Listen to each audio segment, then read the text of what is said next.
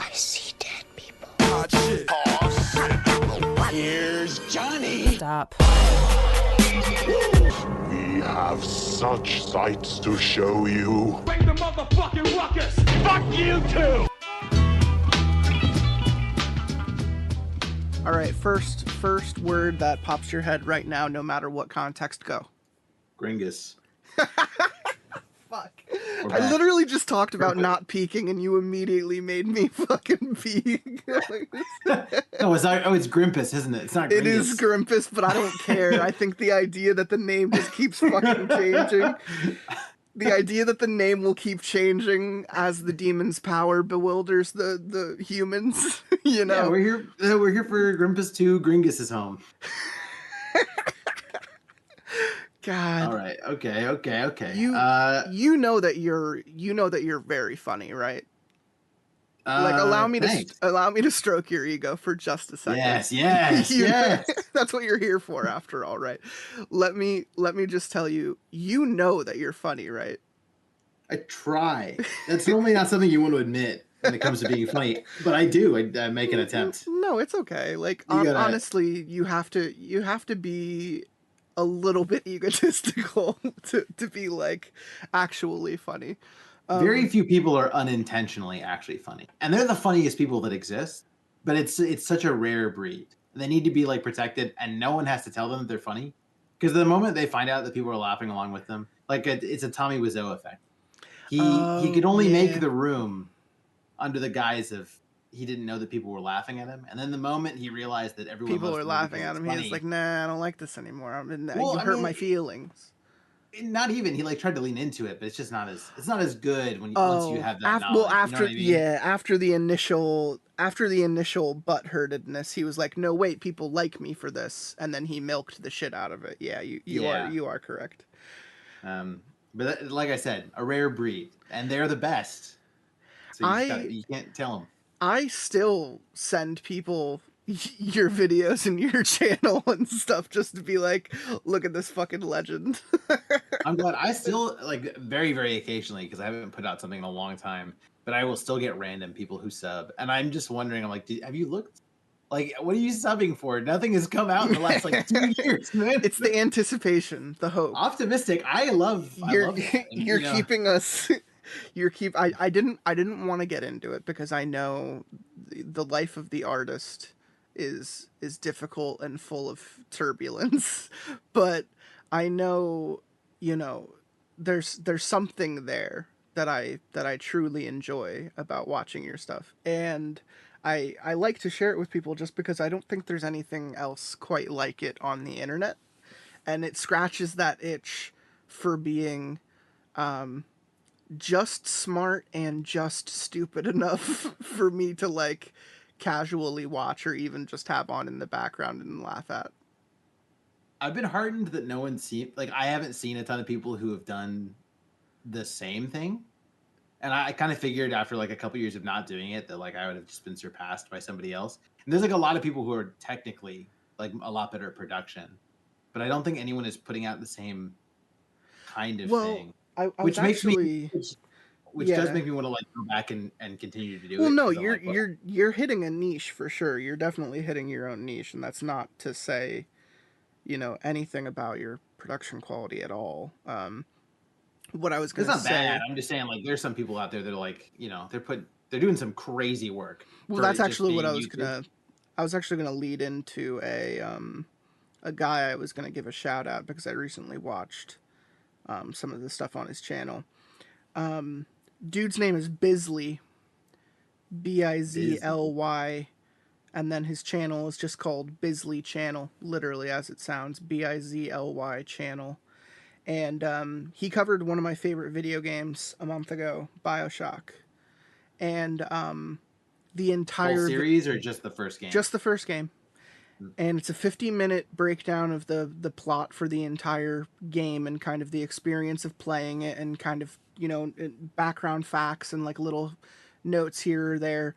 But the dude's green screen work and prop work is legendary. This is the level I want you to get to with your own videos, because he's managed to put himself in every scene of the BioShock game with lighting, with it, like the in-game 360 graphics, and he even puts props down in the scenes at the angles of the video game and picks them up in real time, like real life props, and it blends in really well with the game. And there's just like everyone knows the when you get your first pistol in the game, it's in the baby carriage because the woman is trying to trick you to get closer to her.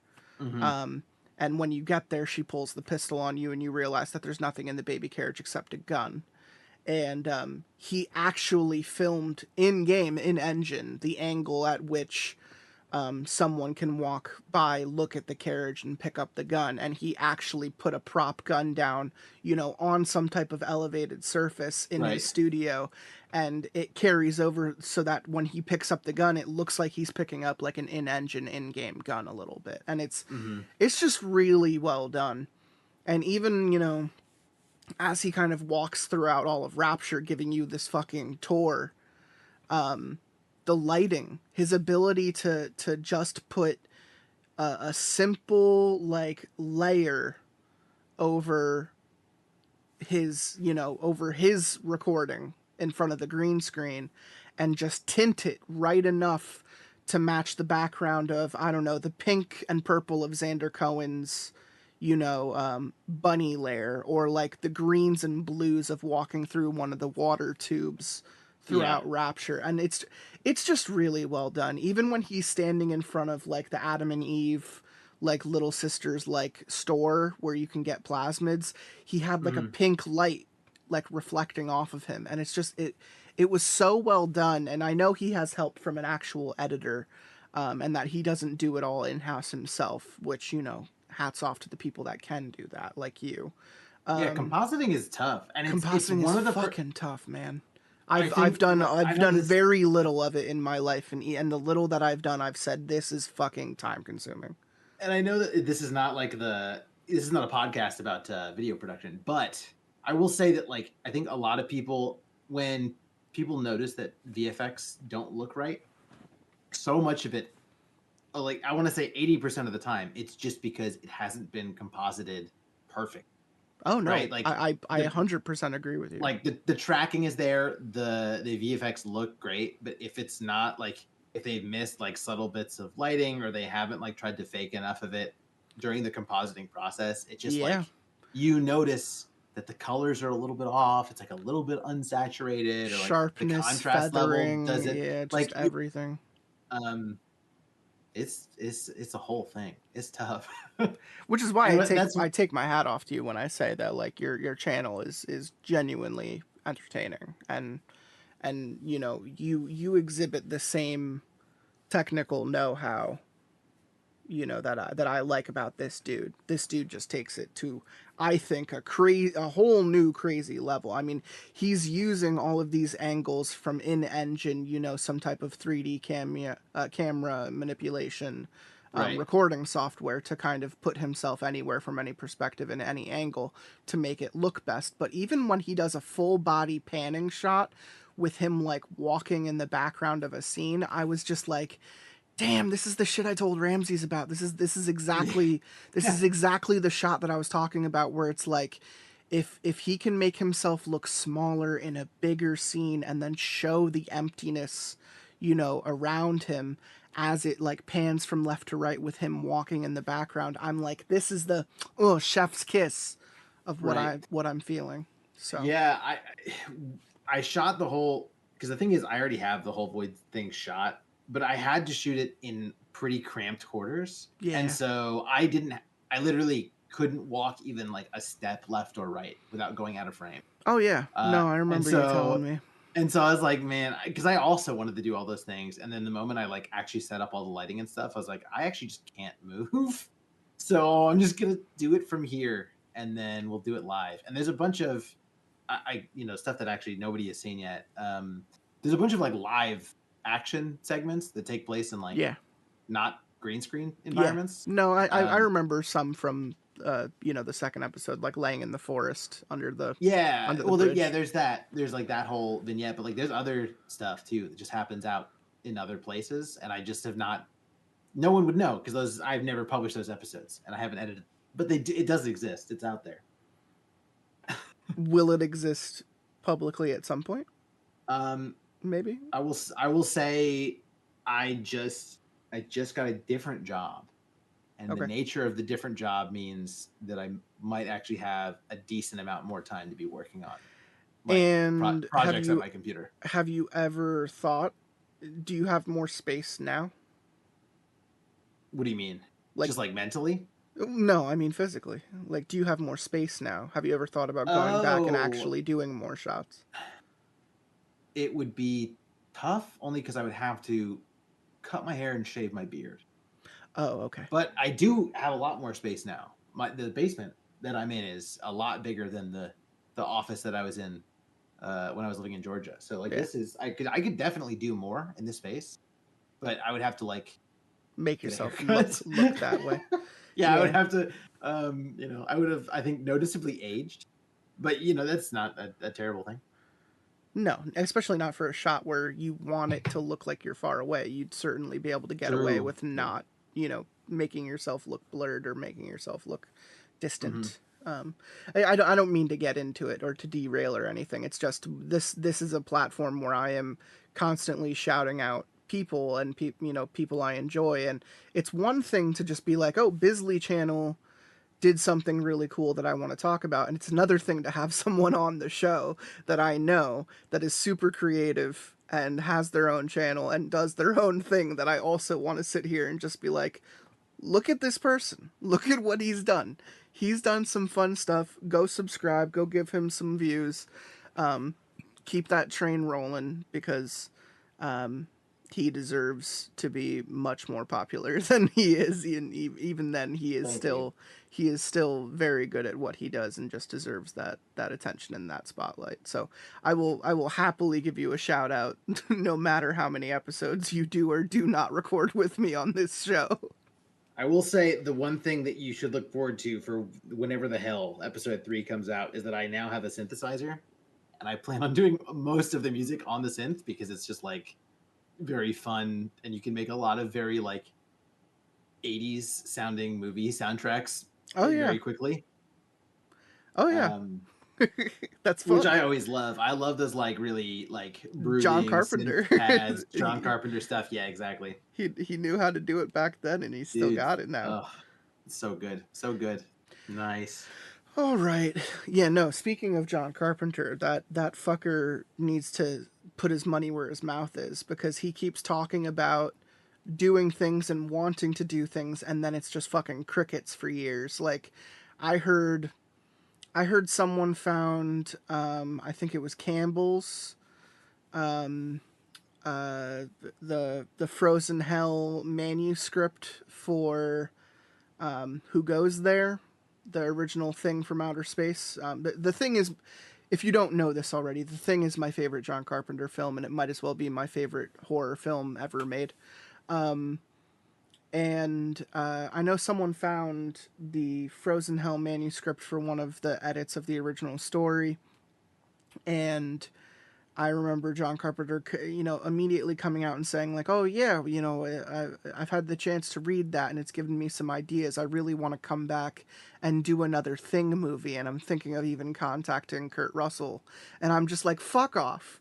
Fuck right off and die. Well, don't, but fuck off, because you can't say something like that in this world where, when that movie came out, it was so maligned and so many people hated it, and so many people thought it was gross and stupid and pointless.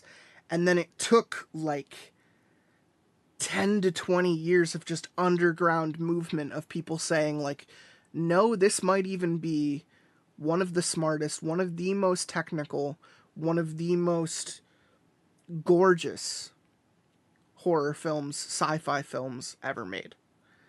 People didn't like it? I wasn't aware of this. Oh, dude, it came out the same fucking weekend as E.T. It was lambasted. Spielberg fucking ruined it for him.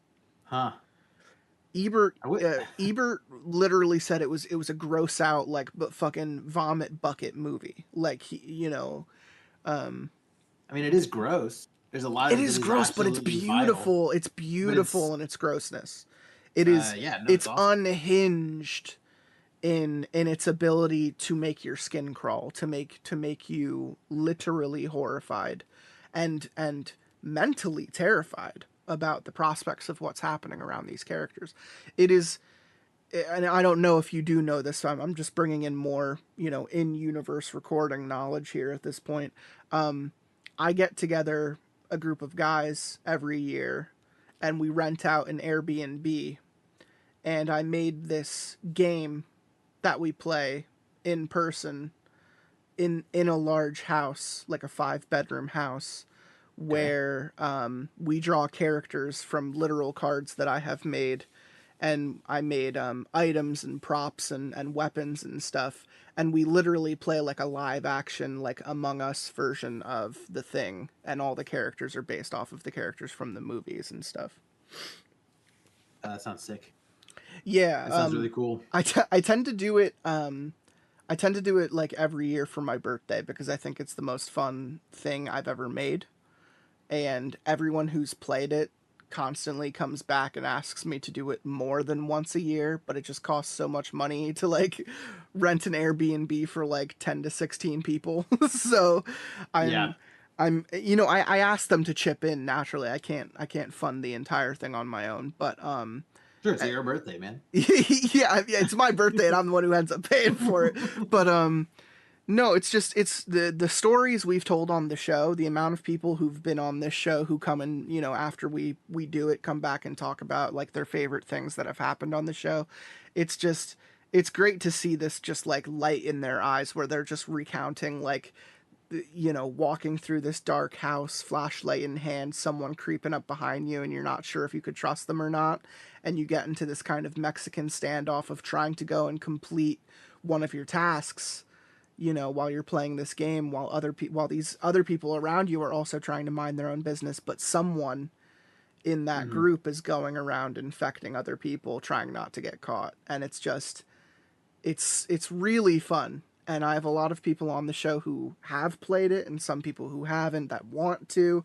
And it's always just like a really good time. And I think we're actually doing it next weekend. Oh, that's close. It's not this weekend, like tomorrow. It's my birthday's the 7th, and I think we're doing it the 2nd to the 4th. Nice. Yeah, we rented a place up in outside like the Poconos, Nepa area. But yeah, my neck of the woods. You always want to get like a 5-bedroom place to make sure that you have enough space to divvy up everything, and to make sure that walking around in the dark, flashlight in hand, is always a little bit spooky. Sure. Yeah. Oh, I was gonna say, I will say, John Carpenter making a sequel to The Thing, I am like conflicted because on one hand, I love The Thing. It's a great movie. On the other hand, the only John Carpenter sequel I've ever seen is Escape from L.A., which I also love, but not because it's a good movie. But for different reasons, of course. So you I can't don't know. You can't actually watch those movies back to back. That's illegal. You can't watch Escape from New York into Escape from LA because someone will show up at your house and arrest you. You can't actually do that. I don't recommend anyone do that because you will get arrested. I think you should. It's such whiplash. It's so like tonally. You would think that it's like a different director. Like it feels like one of those sequels where it's like, okay, the IP was sold off, and they got some dude who's only ever directed, who's in it for the money. Yeah, like an episode of, I don't know, Seventh Heaven, and all of a sudden he has to do. I would have said like some Charlie's Angels or some shit to try and bring it closer, but that. Yeah, no, that's probably more correct. No, but you're the right one. But I would love a The Thing version of Escape from LA, where it's like no. it is sorry, I don't want to ruin this for you. That's all that I can It think is ruining it. is that, like, something that's deeply enjoyable but for the wrong reasons. That would be so upsetting. It would be very upsetting. And like I that would said, be I so love The sad. Thing.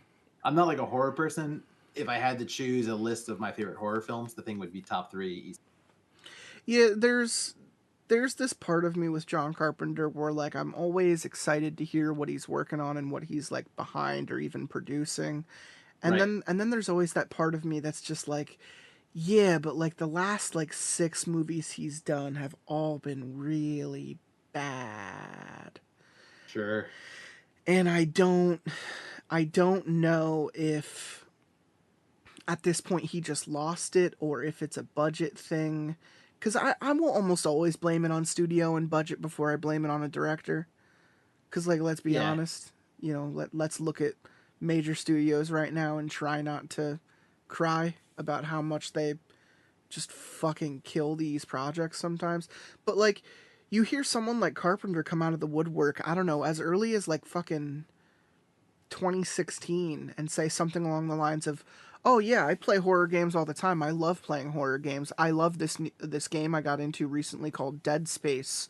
Really reminds me of The Thing. I would love to adapt that into a movie." And I sit here like trying to pick my jaw up off the floor because I'm just like, could you imagine a Dead Space movie directed by John Carpenter? It would make sense. It seems like it would be great. On paper, it makes the most sense in the world, but there's a part of me that's just like, shit, I really don't want him to Ghosts of Mars this shit. Look, nobody bats 1,000. Some days you make Fury Road. Some days you make Babe 2, Pig in the City. And so you just gotta accept the fact. I wanna level with you. There are quite a couple people in the industry who do absolutely bat 1,000. That almost everything they make is fantastic, and you know, I don't even really have to get into it to just be like, no, there are absolutely people who have not lost their touch, and I can't put Carpenter up there with the rest of them. No, for sure. He's no Villeneuve, right? Like he's not. He isn't hitting it out of the park every time. But you know what? You gotta let him keep trying until he dies out there on the field. I'm optimistic that he might finally be given his like time and space, because those are things he was not afforded when he was coming up in the industry. In fact, he was so canned by the studios he partnered with that The Thing almost bombed his entire career. Like The Thing almost ruined everything for him because he was coming hot off of, I believe, Halloween and like Escape from New York and like all of these other like really well done and well reviewed movies. And, you know, all of a sudden he does this one and it bombs and the studios are just like, fuck you, you're out of here. Like we don't want to work with you anymore. You did us good twice and you bomb once and suddenly your career is ruined. And like it really set him back for a while, and he had to really kind of convince people that he could still make good stuff. And you know, we still have Big Trouble in Little China and, you know, Mouth of Madness. He still went on to do a bunch of cool shit, but it's just like he's never been given his due. I don't think so. Like even Halloween was just a limiting and stressful experience for him. And it was the one where he had the most freedom. And from that point forward, people were like breathing down his neck and budgeting him and, you know, rushing him through shit. Like there's a perfect universe out there where he was given as much of a budget and as much time as he wanted to make The Thing. And it probably would have been even better if he had been given just a little bit more time and a little bit more leeway and a little bit more of a budget to breathe. And I'm sure it would have been even better than the one we got. But it's just not the world we live in. He was working himself to death just trying to make that happen. And when it came out, everyone hated it. So, yeah. You know, I'm going to be a staunch advocate of John Carpenter for as long as I live. Even the shitty stuff he's done, I still enjoy. And I really want to see him do something that brings his name back into, the limelight, because he's not so old that like he shouldn't be in the industry anymore. Like there are other people a lot older than him that are still doing shit. I mean, Coppola's coming out with that Megalopolis in like a month. Talk about something that looks like an absolute stinker. I cannot wait to see that in theaters. Well, I've heard that it's a stinker, and I also saying. cannot wait to see it myself, because I like a lot of Coppola flicks, but I think there's something very melodramatic about them, very old school about them that I appreciate, and I would love to see that with a fresh, shiny lens, and I think there's a lot of people out there who just don't get it. Sure. Yeah, I mean, it's entirely possible that it's actually a good movie. I don't trust sort of popular opinion on media, because I feel like once the ball gets rolling in a particular direction, a lot of people are just inclined to agree. Dovetail, just sheeping. I love a passion project, because they rarely end up being the best thing that like a person has made. They're frankly, most of them are bullshit. Especially when it comes to movies. Like I feel like if it's a book, it might be different. There's a lot of like good examples of like an author who works on a book for 30 years and it actually is a masterpiece. Yeah. But for movies, it's like if you've worked on it for more than 5 years, then like that thing, something's wrong with it. It probably shouldn't come out. Yeah. Yeah, like it's got some sort of like movie-based disease, and you should like shoot it behind a shed. Yeah, even recently, just watching like Phil Tippett's Mad God, and he's like sitting there looking like a very tired Santa Claus, just being like, "It took me 28 years to make this movie," and you're just like, "Why?" Yeah. Well, it's stop motion, so it's one thing, but it's still same comparison where you're just like, it really shouldn't have. Yeah. Well, I mean, because it's like, okay, it took you 30 years to execute the idea that probably took you 10 minutes to have, right? Yeah. Which is how I felt about Mad God, where I was like, technically incredible. The idea changed probably every 5 years as he got into it. And that's why it's like it's thematically and literally like all over the place. Yeah. But no, I like Megalopolis. It's gonna be awesome. I hope, because when you get a passion project like that, it really just like it becomes as idiosyncratic as whoever made it. And I really love media that is just weird in a way that can only happen when one person has too much control of it. So I'm excited about it. Yeah, that's a fun one to keep on your radar that I don't think a lot of people. Well, I mean, it did its rounds at the festivals earlier this year and got a bunch of dour reviews, and then you don't hear about it for a couple months and you think, oh, it must have came and passed. Like, no, it's getting a theatrical release and it's not even there yet. So I'm sure we'll see that sometime soon. And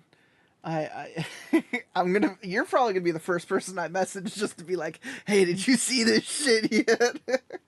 I'm very excited. I think my roommate probably, I can also convince him to go. So I will go see that at some point whenever it comes out. Oh, we're talking a lot about movies and shit. I think, let's make it a little bit more relevant. If Deepwoods, PA was adapted by a director, who do you think would do a good job?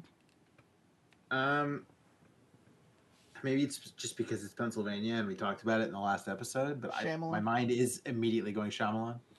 I think that's fair.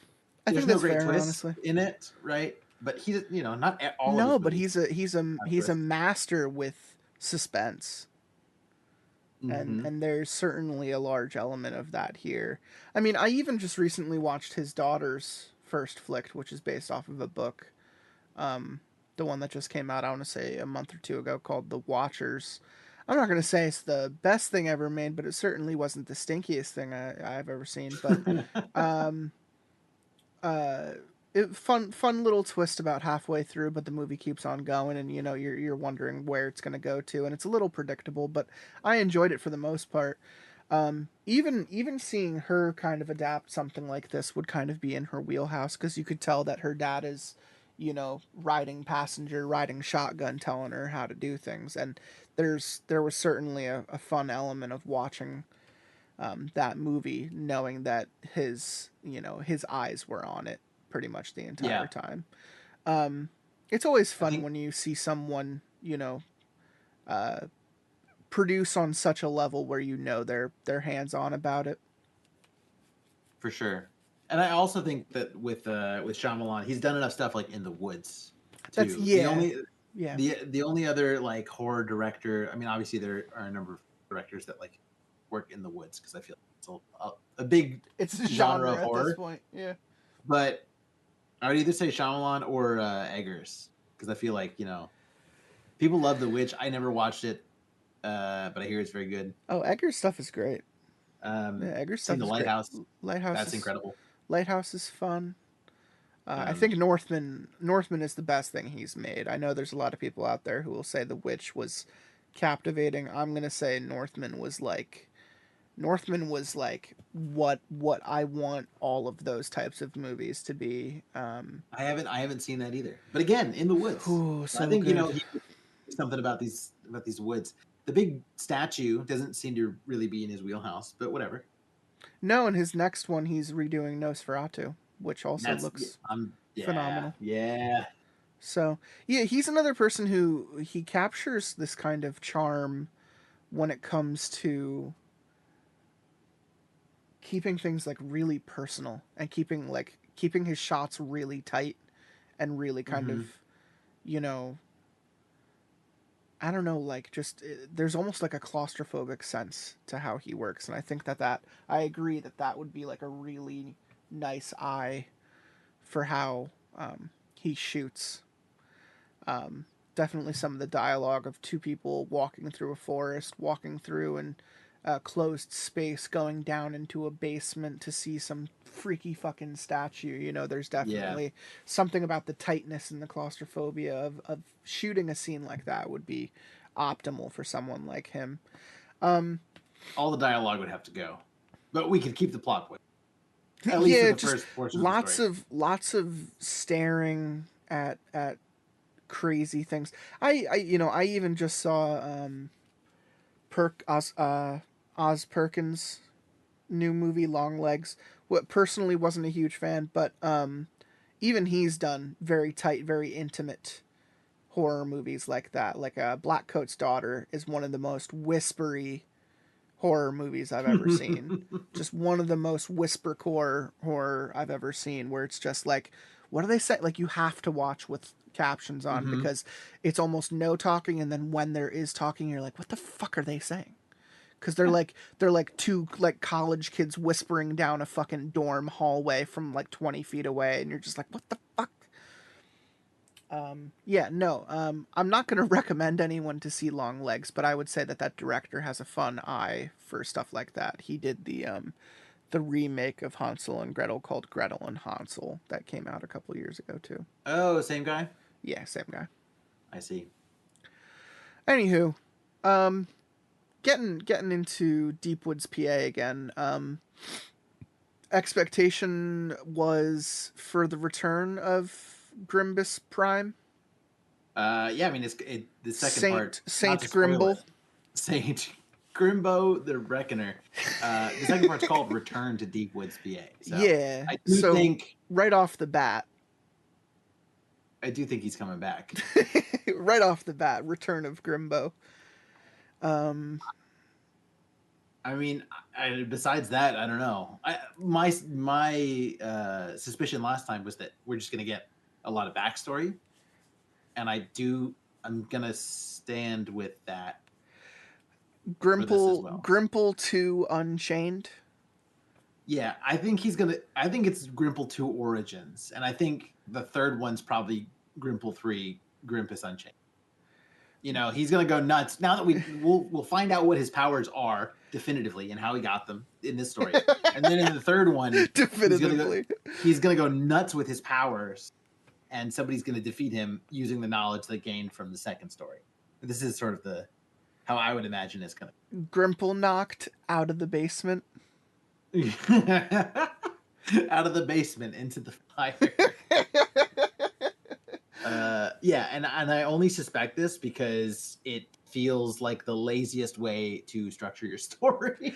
Yeah, the Empire Strikes Back is not you know, it's not just redoing A New Hope.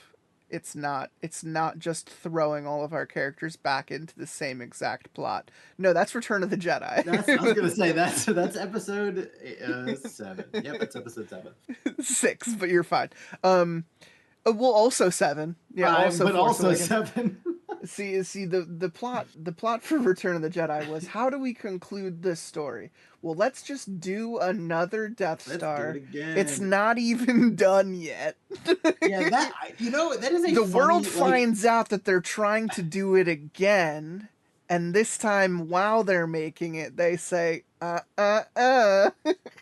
I think that's like a really funny inversion of what has become the sort of opposite stereotype for how these stories works, which is like there's always a power escalation. Yes. And that like as the stories go on, like the big bad gets bigger and to badder. ridiculous levels of escalation. But in episode 6, they're like, oh, there's another Death Star. Is it bigger? No, actually, it's not even done yet. It's not even done. It can shoot. You'll find out later it can shoot, but the first one could shoot too. You know, and like... the first one was done. And next time it'll be inside a planet. Why? Yeah. Because it can shoot 5 planets. Why? Because I wish they had just like followed that formula though of making the threat like less and less until the sort of conflict. Next time is so it's the sun, and it shoots the whole universe, so that only the people there survive. No, that's the Halo at that point. Anyway. Yeah. Return to Deepwoods, PA. Expectations. I don't know. Small passage of time, because she was a child. She was 12 in the first one, so I assume maybe college age, high school age, maybe. I'm sure we'll see, but I'm assuming some distinct passage of time where she's come into her maturity and she's still beguiled by what happened in her adolescence. And I don't know, I don't want to think about the prospects of a 3rd chapter just yet because we haven't even read the 2nd one, and I don't want to get thrown off by what we're about to read.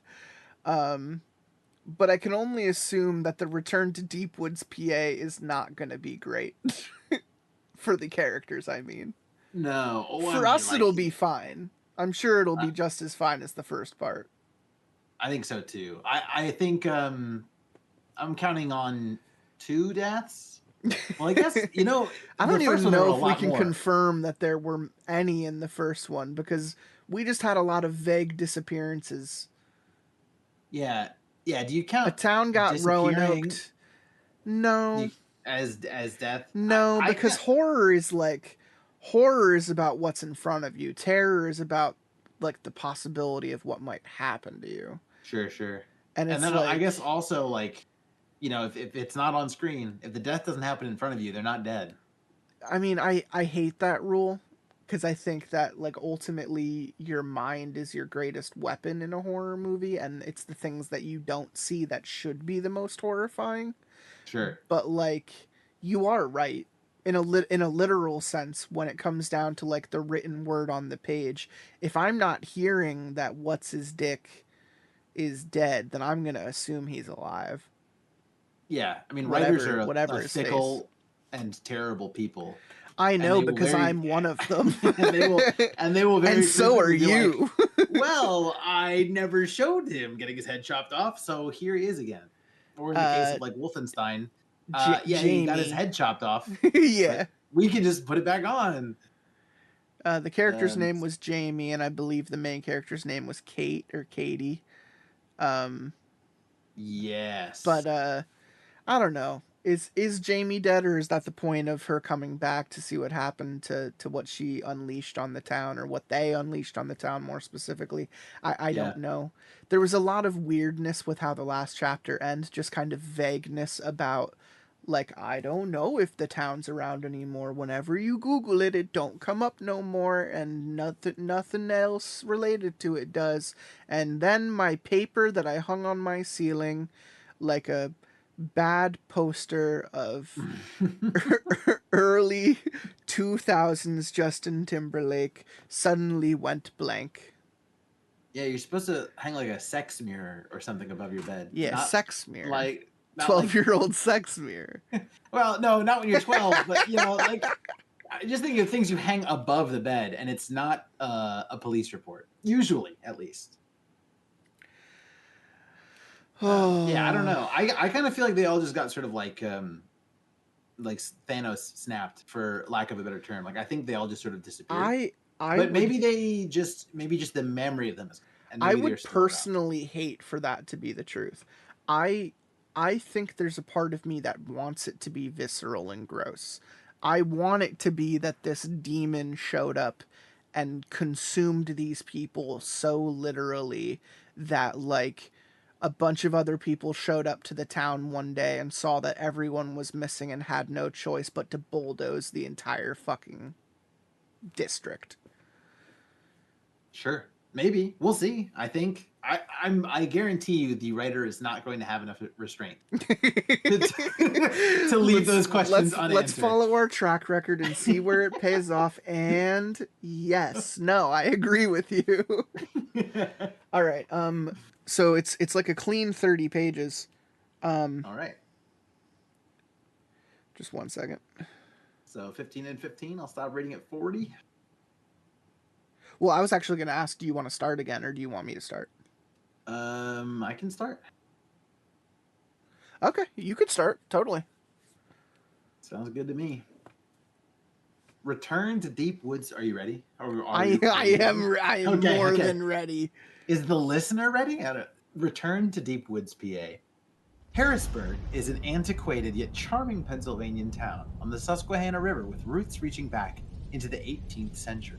At least, that's what the tourism brochure read. I'd really have to take their word for it. I'd researched a lot of Pennsylvania townships in the last year, but this wasn't one of them. All right, pausing immediately. Harrisburg is the capital of Pennsylvania, so it's kind of crazy. Unfortunately.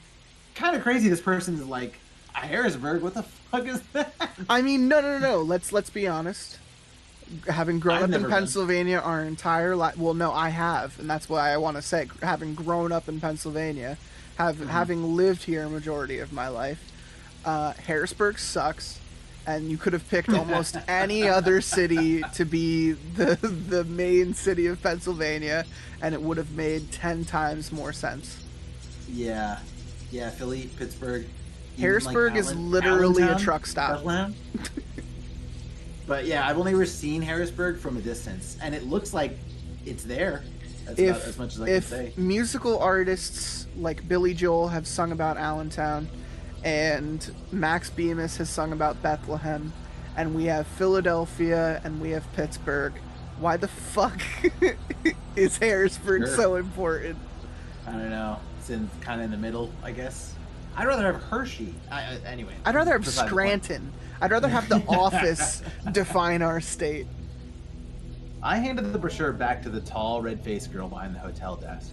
She sniffed loudly as she took it and unceremoniously slid my credit card back across the counter.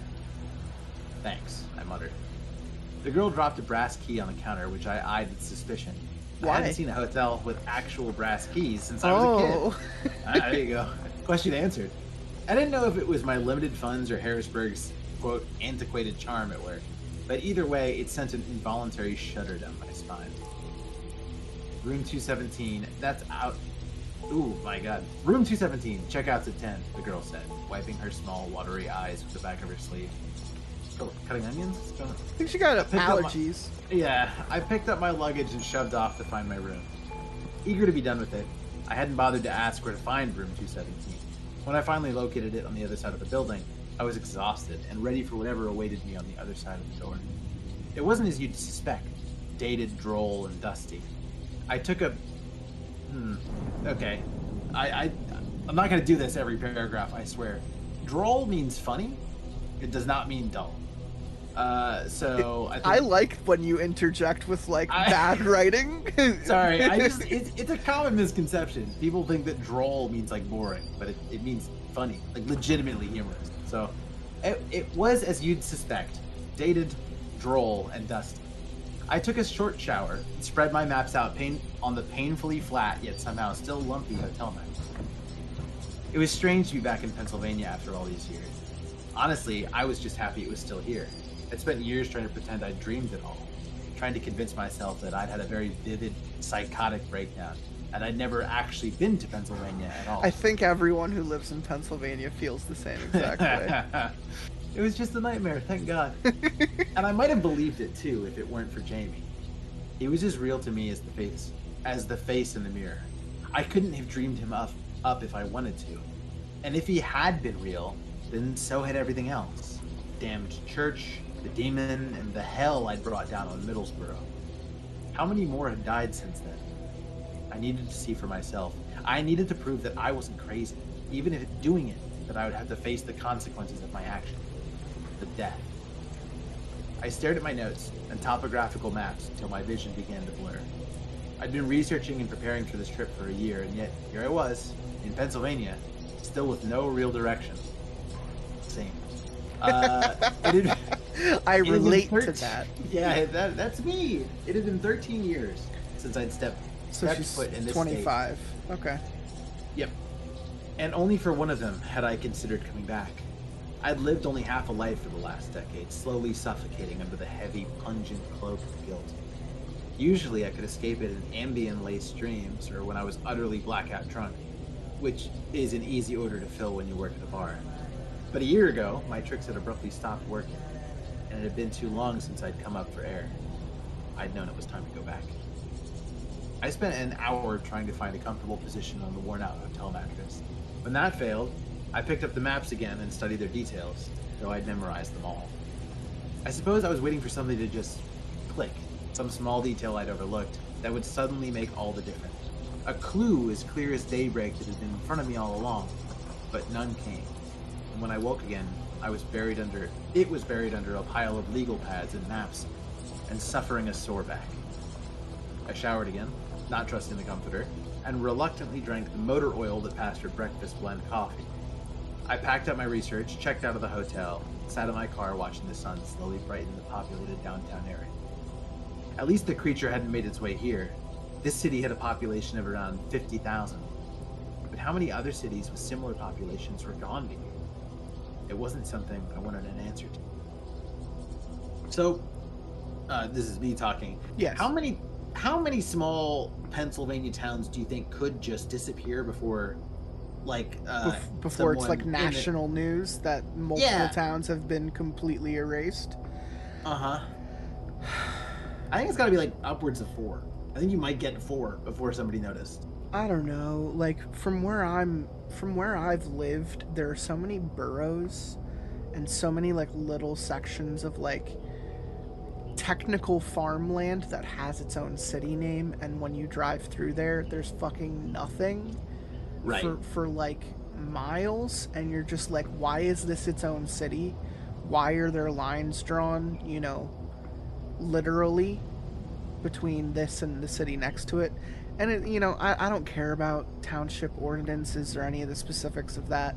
I would probably double that number. Realistically, I would probably say like you'd get to double digits before people would be like, oh no, I wonder what happened to that area, and then you try to remember it, and you're just like, because it's not major cities. We're not talking major cities. We're talking these little backwoods, bumblefuck, middle of nowhere, like woody areas, like Bucks County little towns, you know. Yeah. Well, it just depends where the towns are disappearing. Because if it's like, I'm literally moving to a place that sounds exactly like the type of place that would disappear, because it's just several houses spread out over miles, you know. I'm gonna revise my statement. The entirety of north central PA could disappear before anyone would notice. Like, I also think that's fair, yeah. The entire area between like Scranton or I'll even go as far as like where Knoebels is. Because you get to the Knoebels area and you're just like, man, where the fuck am I? All of a sudden I'm in woods, then I'm in a cornfield, then I'm at a theme park and you're like, where the fuck did this come from? But you could also say the same thing about like the Lancaster-ish area, because of the Amish. You're just like, go down south a little bit more and you're just like, there really is fucking nothing out here. The thing is though, people vacation in Amish country and people cross the state kind of frequently, going from like sort of Philadelphia. Yeah, there's lots of stuff. They cross through the center, but no one goes like north of that. Like no one's going north of State College for any reason unless you were born there. And even then, you probably don't try to go there. That's just where you ended up. I just really feel like that entire portion of the state could go, and before anyone else on the west or the east starts to realize it. Yes, I think that's fair. It's just like, because you're not going, no one's passing through that area unless you're going to upstate New York. but most of the people who are doing that are also going up through the east coast, the east portion of PA. Anyway, Pennsylvania's small and rural. Since I had no other data to go on, my plan was to drive the least populated area and see if what wasn't there would give me a clue to what had once been. Basically, I was looking for an area that, by all logic, should have a city, but didn't. God, what an impossible task. Sorry. I put the Ford Focus in drive and headed west out of town. Half a day was spent driving to the middle of the state, and another 2 days aimlessly driving. Half a day of driving from Harrisburg? You would be like in Ohio. Sorry. I mean, it is, if you're considering the time, like outside of the car, gassing, eating meals, taking breaks, like, I mean, that's fair. I mean, from going east to west, it could certainly take a full 6-7 hours. So I always think Harrisburg is more central than it is too. Half a day. I could get to Harrisburg in like an hour from where I live. It's definitely, it's so weird. Yeah. Half the day we spent driving to the middle of the state. Another 2 days aimlessly driving around central Pennsylvania, looking for something familiar. A mountain, a water tower, a road, anything. But it was as if I'd never lived here at all. On the fourth morning, discouraged and frustrated, I checked out of yet another shitty motel. I only had 3 more days before my flight back to Arizona, and so far the trip had been utterly useless. The man at the front desk took my keys and gestured toward the continental breakfast of prepackaged muffins and horse-piss coffee. No thanks, I grumbled. Where you headed? Huh? I raised an eyebrow at him. Where you headed? He repeated, more slowly. I couldn't place his accent. The closest I could get was maybe southern. I don't know. Well, if you're headed down 320, gas up before you leave town. There ain't no gas stations or towns between here and Lannenberg. Going for the Pennsylvania Dutch there, but that's like 90 miles away. Yep, never understood it myself. People get stuck on that road all the time. Blowing tires, running out of gas. I don't know why the government hasn't done something about that. Because they're broke, somebody yelled from the back office. Yep, that's most likely it.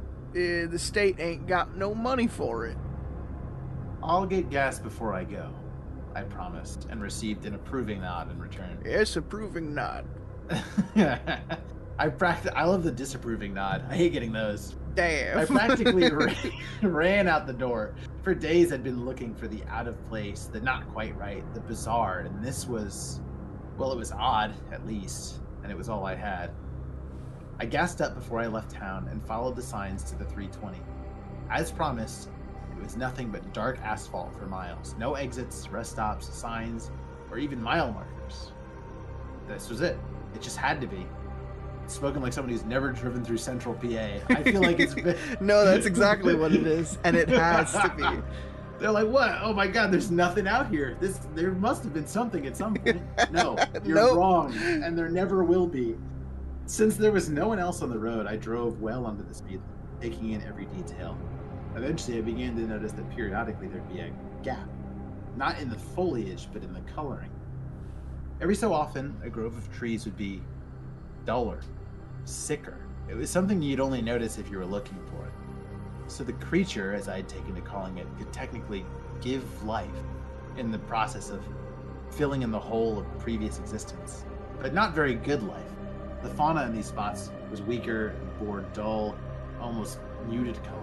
Also Fauna, known as by getting the any way. closer, getting closer to Philadelphia, you will notice things getting sicker, grayer, duller. Everything looks a little bit more. Also, they've used the word fauna instead of flora, which makes it sound like there's a bunch of weak, dull animals. A bunch of dumb deer running around.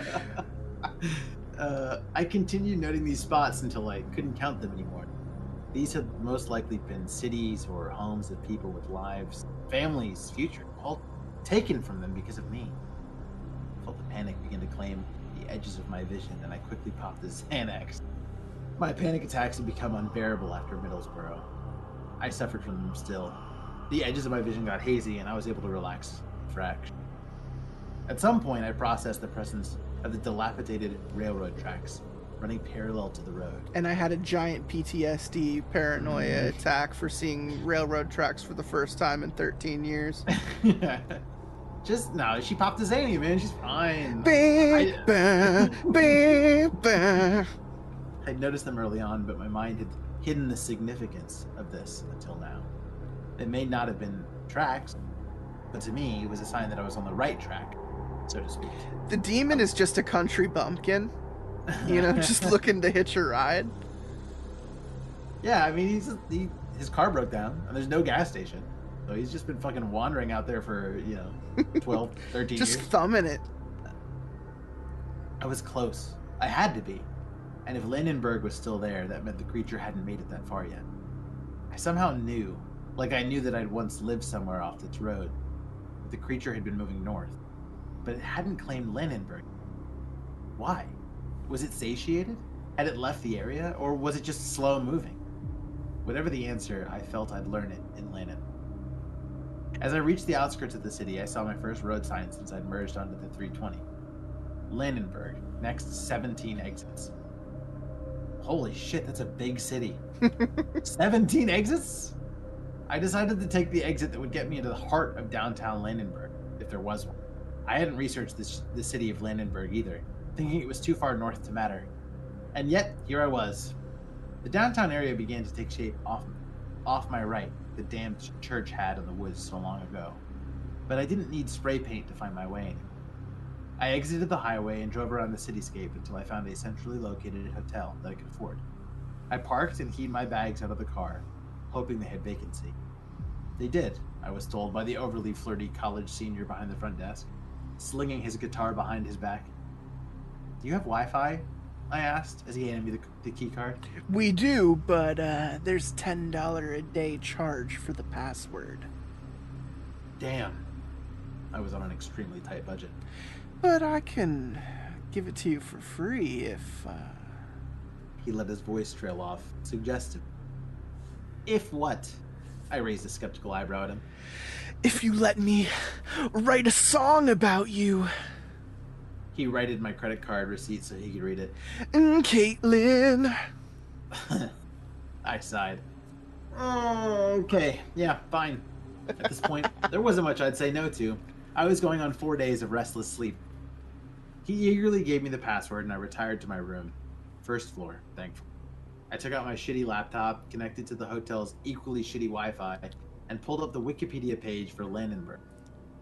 It was a larger city for this part of the state, around 55,000 residents, mostly due to the fact that Lannenberg hosted a state university. It was a progressive, young, educated town filled with hipsters and young professionals. Where to even begin?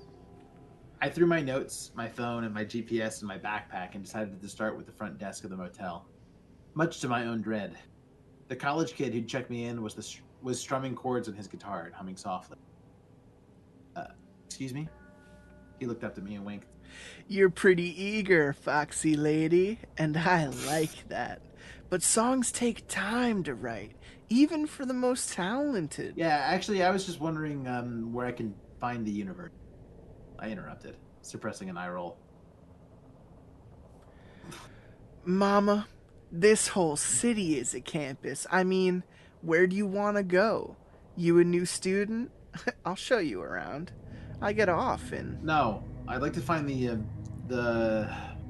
This has been a horrible mistake. Think of something quick, genius. Admissions office. I need to talk to admissions. Ah, well, that's about a half-mile down Rooker Street. That's the one, Running in front of the building. Yeah, got it. Thanks. He started to say something else, perhaps which way to go down Rooker, but I was already out the door. Not knowing what else to do, and wanting to get as far away from the poor kid as possible, I picked a direction and started walking. Even though it was May, I was still freezing. I hadn't been built for the far north, and my blood had thinned out living in Arizona. With my backpack and my age, I probably would have passed for any other college student on campus if it wasn't for the hoodie I had pulled tightly around me. I envied them all. Kids just a year or two younger than me going to classes, hanging out with their friends, making stupid yet amusing mistakes. It could have been me once, but I hadn't grown up like that. Ever since Middlesboro, I'd struggled with school and life in general. I couldn't focus, couldn't laugh. I became a sarcastic, guilt-ridden introvert. I lost all my friends. Then my dad died, and my mom started to look at me differently. I stopped talking about Middlesboro the day I heard the word hospital whispered to my mother by a psychiatrist. Even though I stopped trying to prove it had all been real, my mother never really saw me as her little girl again. I moved out at 18, lived alone for years, working in an English pub, trying to... forget how many people were probably dead because of me, including Jamie, the knife that dug the deepest. I walked the downtown area all day. I didn't know what I was doing, where I was going, who I should approach, or what I should ask them. I just knew that I was in the right place. I'd been drawn here for a reason. I felt it in my gut. This was where I was supposed to be, but for the 5th time in as many days, I had to ask myself, what now? I suppose I could have spent the day wandering around Lannenberg. I could have left empty-handed and never known what happened all those years. I could have never found him. But as fate would have it, it only took half a day to find what I was looking for. It was well past noon, and I had stopped at a small cafe to eat a sandwich. Since the restaurant was packed wall to wall with students, I went outside and leaned against the brick wall by the door. I suppose I noticed it because it was so brightly colored. Or maybe because it was the only piece of litter I'd seen all morning. Or just maybe it was simply because I was supposed to. But for whatever reason, when a bright red flyer blew past my feet, I reached out to step on it. Curious, I bent down to pick it up and I read the heading. Tevin History Museum, Lannenberg, PA. Upcoming exhibitions, 13th to 14th century Judeo-Christian relics and artifacts. Below that was a blurb about the museum, nothing too interesting, and below that was a description of the exhibits to be unveiled. I skipped down to the list, quickly seeing little of interest, until the very bottom. Statue of the demon Metar I. So I was pretty close with GRIMBUS, I think. I like GRIMBUS more personally, but Metar I does sound pretty metal.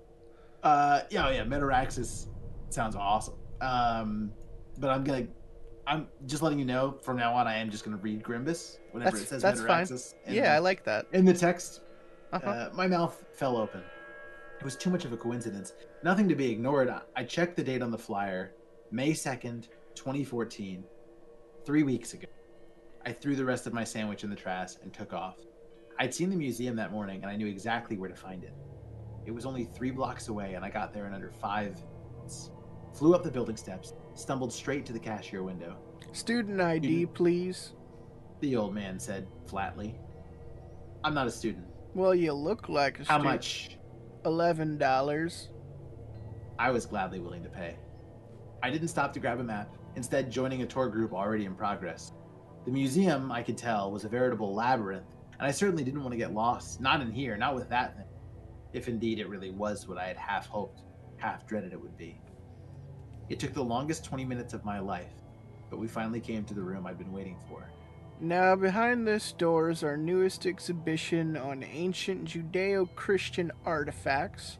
Please do not try to touch anything or you will be escorted out. These pieces are centuries old and may be damaged by the lightest touch.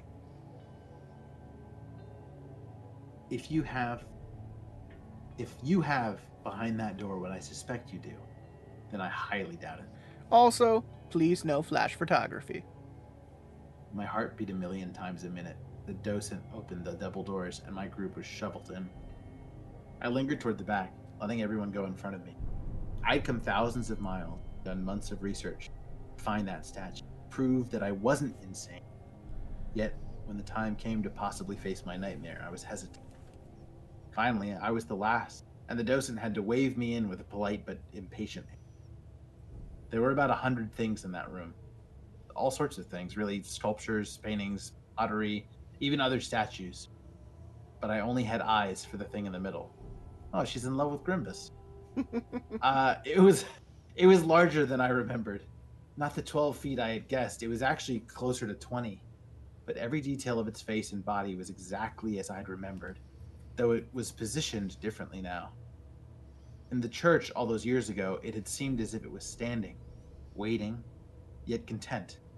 But now it was positioned as if ready to leap off the stone square that it stood upon. Its tail was paused in midair instead of wrapped idly around its legs, as it had been before. Though it was taller than I remembered, I could at least see its face this time. It wasn't particularly scary, just an empty, stony face, far from the hungry, animated one that it became when it woke. And like the crucifixion statue in the damned church, it had eyes only for me. I'm gonna write some fan fiction about GRIMBUS X Caitlin after this. All that I keep hearing is the Weird Al, and I looked at her, yeah. And he looked at me, Get eyes and only I for looked me. at her, and he looked at me. The rest of my group took photos, oohing and eyeing as they made their way around the room. I stood directly where I was, against the now closed door, going no further. The docent walked around the room, discussing notable pieces from the collection, and I only moved from the door when she finally stood before the creature. And finally, sorry, this. Oh, it's a she. Never. I'm gonna keep reading it like that guy. And finally, the jewel of this exhibition, a granite statue from the 14th century.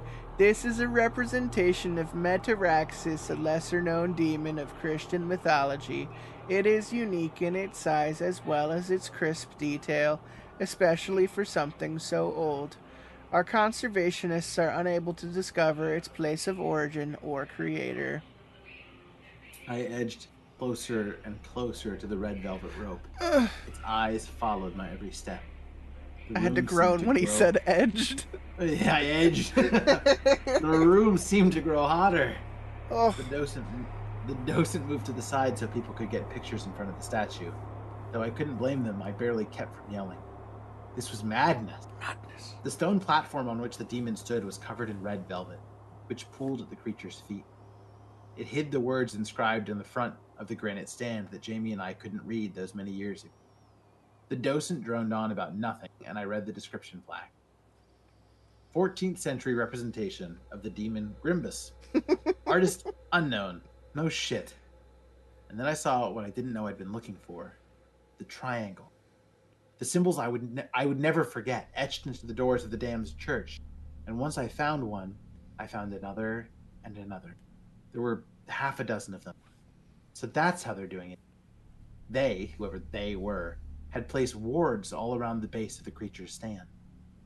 The museum not only knew what this thing was, they knew about the sigils on the doors of the damned church, and were using them to trap the statue here. The revelation was like a punch to the face. Someone was aware of what this statue really was, and was blatantly risking innocent lives anyway. It was insane. In a panic, I turned to find the docent, and saw her conversing politely with an elderly couple. "Excuse me," I interrupted, loudly. Yes? She failed to mask her irritation at my rudeness. Where did the museum acquire this statue? This piece is on loan from a private collection. Whose? It belongs to Jameson Scott. The docent, feeling the exchange was over, turned back to finish her conversation. I'm going to turn my back to you now. Jameson Scott. I knew that name, but from where? As our group began to move out of the room, I took one last look at the creature, GRIMBUS, and shuddered. Its eyes had never strayed from me. I took my phone out and pulled up a Wikipedia page on Jameson Scott. I had to know who could be this stupid. He was young, my age, but wealthy, had his own company, and well known in the tech industry for multiple inventions. The words brilliant, pioneer, and industry leader were scattered throughout his Wikipedia page, but it had no picture. At the end of the article, under personal life, was a short paragraph about his interest in symbolism and ancient artifacts. Jamie. Yeah, it feels right. Feels right. I shook my head as the group was herded into the museum's gift shop. What did he want with the statue? How had he even acquired it? And how did he know about the wards? None of it made sense. I wandered through the gift shop, idly picking up trinkets and wondering just what to do. Should I warn the docent, the curator, or did the Scott person know what he was doing? Were the wards enough? Somehow I didn't think so. Are you going to the lecture tonight? Someone asked from behind me. I swung around, my backpack nearly taking out a postcard stand as I... Sorry about that. That's okay. I swung around, my backpack nearly taking out a postcard stand as I did. Oh. Sorry. Yeah. Oh, sorry. I thought you were someone else. The red-headed girl turned to leave. What lecture? I asked before she could get away. The lecture our guide was talking about? I stared at her blankly. Jameson Scott's lecture on the exhibit. He's in town? Yeah, that's what she said. The girl said flippantly. You should go. He's really hot. She turned to leave. Wait, where is the lecture again? The auditorium in the history building, building E. She said, as if I should have known. And I guess she wasn't wrong. I was only a few years older than her, and I looked like a college student. Apparently everyone thought so. Thanks, I yelled after her as she walked off with her giggling friend. I would definitely be there. I had a few things to say to this guy, and I wasn't leaving Pennsylvania until I did. I think that's a good spot for me to stop. Oh, okay. I sat in the back of the auditorium, as was my custom, to sit in the back of things. The room was filled wall to wall with people, faculty, students alike. An empty podium sat in the front, and a tall blonde-haired security guard stood to its left. He had a gun on his hip, and his hands were folded behind his back. Maybe he wasn't a security guard after all. I was pretty sure state campuses were gun-free, which meant he was somebody important. Oh, he was with somebody important. Jameson Scott, no doubt. The guard stared straight ahead, his eyes boring a hole into the wall behind me. Lots of things about him made me uneasy. The murmurs and whispers died down a moment later when a thin, attractive man walked purposefully onto the stage. Good evening. He began. He graced the room with a smile that couldn't fool me. The emotion didn't quite reach his eyes. If anything, he looked like the most stressed out and tired 25-year-old I'd ever seen. My name is Jameson Scott. I'm here to speak to you tonight about a few ancient and interesting items I've collected over the years. Sorry, but I won't be answering questions about my company, our newest patents, or my personal charities. Easy, Christian Grey. I rolled my eyes. Ooh, is it getting steamy? There were a few disappointed groans from the audience, but Jameson Scott smiled and directed a flirtatious wink at no one in particular. He was an alarmingly charming man. I've been interested in ancient relics, particularly those of religious significance, for many years. Since I was quite young, actually. Somewhat traumatic experience played the catalyst, and I've been studying and collecting ever since. I'll begin with some of the more well-known pieces, and then move on to the more exotic. Scott began his lecture on a bull from Mesopotamia that was supposed to bestow on the user unnaturally long life, as long as you drank from it only water siphoned from the bottom of the Euphrates River. He spoke extensively about several other equally uninteresting artifacts before finally coming to the one I cared about.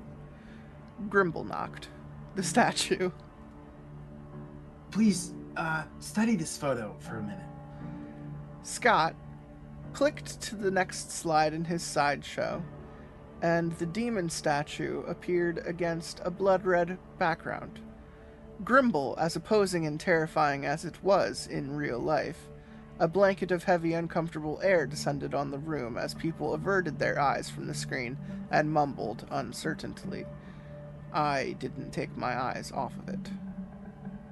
This is the piece I spent most of my life trying to locate. May I introduce you, Demon Grimshanks. He paused for a minute and clicked to the next slide, a Dante-esque depiction of hell. Grimco belongs to the second hierarchy of demons, though he's virtually unknown, and this is simply because... Can I stop you for a sec? In this next paragraph, I see the name like 3 more times. It's, that's, yep. Anyways, you go for it. Grimgus belongs to the second hierarchy of demons, though he's virtually unknown, and this is simply because of his nature. Grimgus doesn't kill or possess. He doesn't vie for power, bring darkness into the hearts of men, or try to influence innocent. Grimbo eats. He eats. Yes, Grimbo eats. But he eats more than the flesh of man. He eats their homes, their histories, and their souls. If you were to be eaten by Grimsus, it'd be as though you never existed at all. No one would even remember you, and the now empty piece of life that you had carved out for yourself in the world would fill in if you were never there. Everything that was you or ever would be you is gone. Jameson Scott paused artfully to let his words wash over the audience, every soul in the room hanging on every syllable. I suppose it was really quite interesting, if you didn't know the heartbreaking truth of it, which I knew he did. For someone hailed as a genius, it seemed utterly reckless of him to romanticize all of this. I crossed my arms and slumped over in my chair. When this was over, one way or another, Jameson Scott and I would be having a conversation. And this is why Grimble is an unknown. There's no one to speak his name or his deeds, alive or dead. Or there wasn't many centuries. At some point in history, Grimdel grew tired of being unknown, and unworshipped. He proclaimed that those who prayed to him and brought him sacrifice would not only be spared, but also given gifts of everlasting youth, resilient, that which he had stolen from others. It's believed that several ancient civilizations took him up on this offer. They sang his songs, built his temples, created beautiful artwork in his likeness, such as the one in your museum, to praise the demon and reap his gifts. And this would have gone on for many years until a name was called that refused to be sacrificed. Grimbo chose his tribute selectively, but eventually a name would come up of someone rich or in power, and that person would maneuver out of it or simply commit suicide. In these instances, Grimdel would grow angry and eat the city and all the people therein, leaving no trace that he or they had ever existed. This would have happened many times. This would have happened many times over the centuries. Now this was interesting. The creature could be tamed, like a pet, and as long as you gave it a treat that it wanted, you would be not only saved, but rewarded. Something else to consider is that no one ever knew how often Grimble heard or called a name. Since the person would be absorbed by the demon, no one would ever remember that they had existed at all. They could have been one person a year or 5 a day, and no one would have known but the demon himself. You'll find mentions of Grimzo scattered in the religious texts dating back as far as 1700 BC, but this statue is rare in that it is the only known likeness ever to be found. Jameson graced the many hands in the air with another tired smile and said, I'm sorry, but no questions. If you haven't yet had a chance to see the statue of GRIMBUS, I encourage you to experience it before it's shipped to New York. Then, without any ceremony at all, Jameson Scott simply walked off the stage and the lecture was over. His security guard, who I realized was more like a bodyguard, stepped forward to block several girls who jumped the stage to follow his boss, and with him busy, I knew I had a chance. As the throng of people pressed forward to the upper exits, I fell back and went out the rear. I sprinted out of the building and rounded the corner, hoping to see what I gambled was there. And it was. Jameson Scott was climbing into the back of a white SUV when I spotted him. He glanced in my direction at the sound of his name, but then shut the door and rolled down the window as the SUV began to pull away, and I threw a Hail Mary. "Your wards on the demon will never hold," my voice echoed down the alleyway. The brake lights came on immediately, but no one exited the car. Taking it as an invitation, I ran up to the window. For a mere 25 years old, he sure looked like he'd seen some shit. His lined, pale, yet attractive face no longer carried a tired look, but a surprised one. I bent over to catch my breath. He didn't speak, but opened the door and scooted over, and I climbed in. Who may I have the pleasure? Caitlin Ross. I held out a shaky hand. His surprise seemed to turn to shock. Caitlin Ross. He said slowly with a strange inflection of reverence. "Yes," I said, exasperated. "I'm Caitlin Ross, and your wards, they're bullshit." My words aren't bullshit, man. Come on. He didn't even bother to ask how I'd known, which in turn bothered me.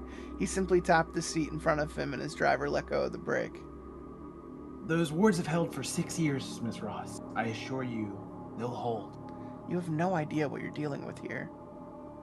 Oh, I assure you I do. There was a hard yet sad edge to his voice that suggested personal tragedy. I wondered if I'd misjudged him after all. My apartments are only a block away. Perhaps we should speak more in my study. This isn't a conversation for anyone to overhear.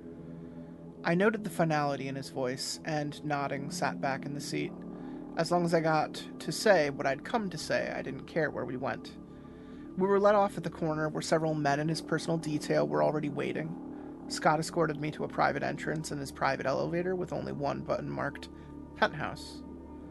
As soon as the elevator doors opened, one of his men ushered me into a cavernous study and the door was shut behind me, and for whatever reason, Jameson entered from a different door a few minutes later, followed by his head bodyguard who'd been at the lecture.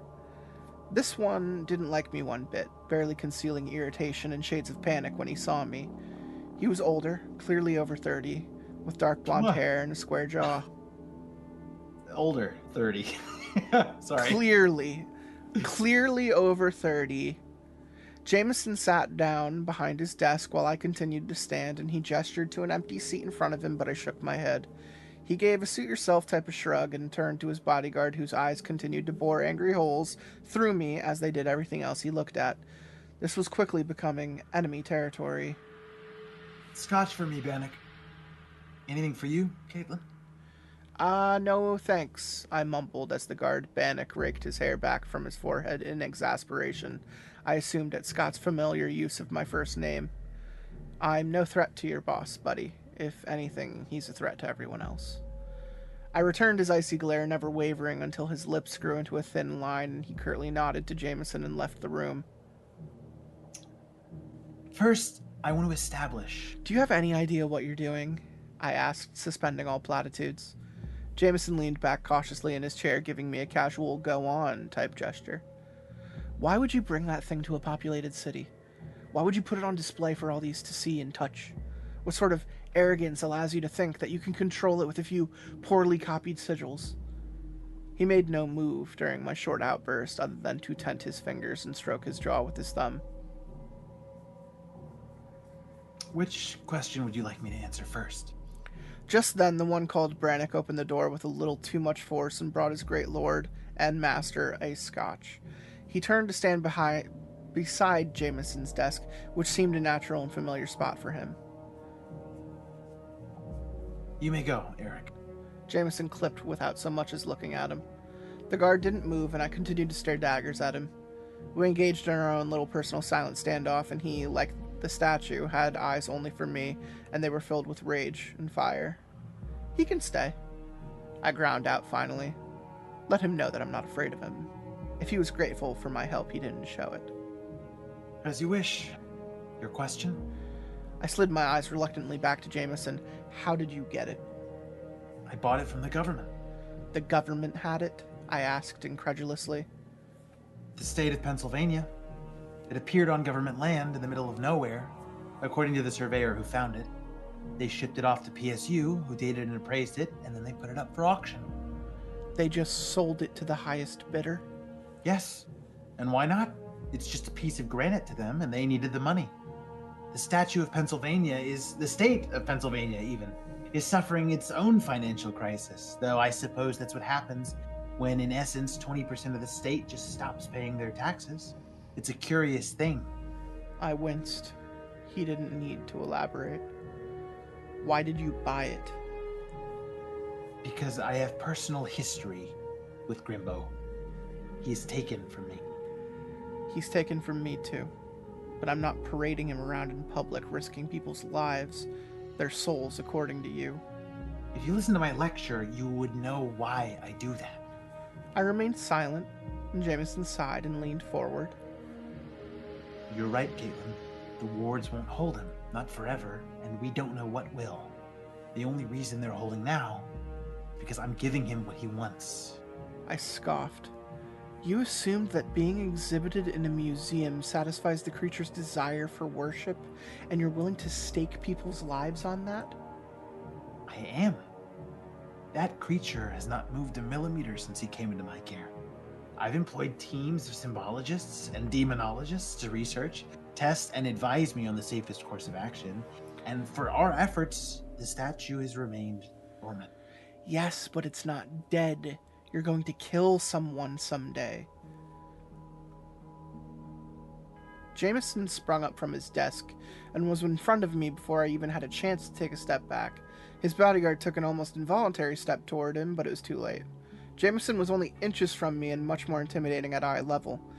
Bannock seemed uneasy and ready to pounce if I tried anything, but I didn't. What would you have me do, Caitlin? Would you like to take custody of it? What would that even look like, huh?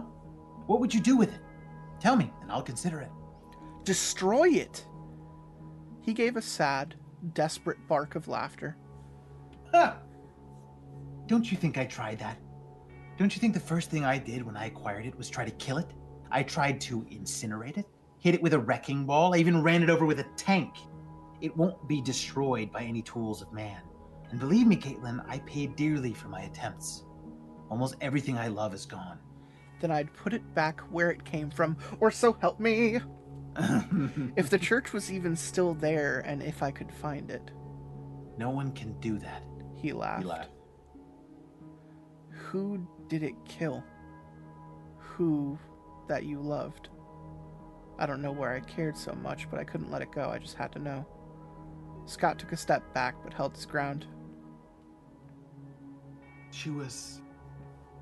He trailed off. And just how did you escape the creature when it came for you?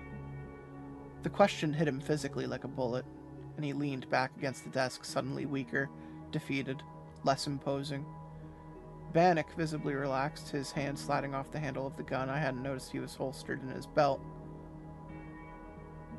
That's a story for another time. Fine, but I wasn't backing down. Then why you? Why are you the person who's qualified to own the statue? Because I've seen its face. My fate is bound to it, surely as yours. Jameson Scott rubbed his face in genuine exhaustion. If he hadn't been speaking the truth, then he was a damn good actor.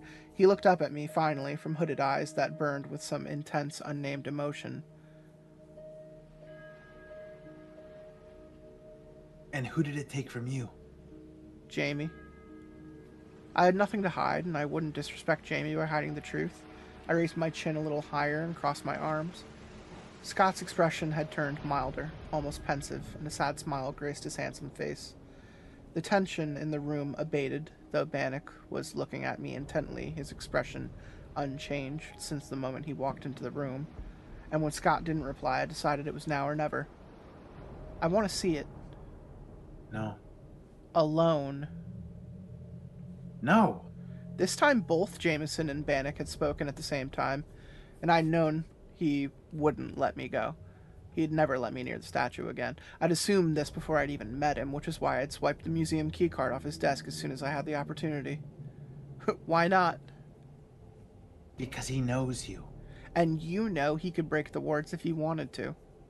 No, he could never get past the wards. They are perfectly drawn and blessed as they should be, but I won't risk your life. Jameson Scott suddenly seemed battle-weary, so much older than 25 years. Don't even try it, Caitlin. He will take you if you do, and the only one who will ever remember you is me. His plea was multi-layered, intricately woven with threads of both deceit and familiarity.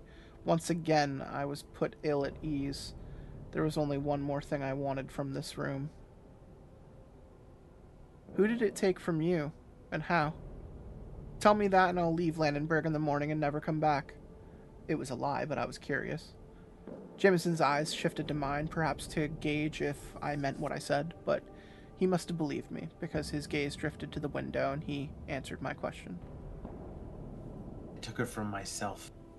It was an unsatisfying answer. Now leave.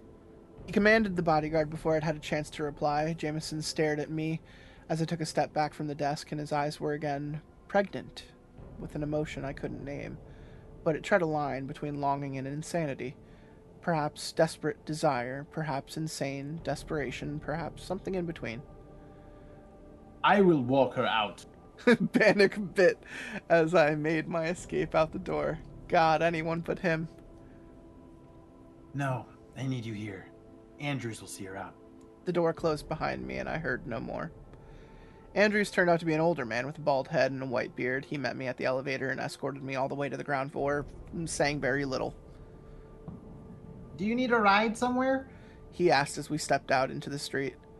No, I can walk. He said no more, just turned around and asked, and let the private door shut behind him. It's nice of him to ask, at least.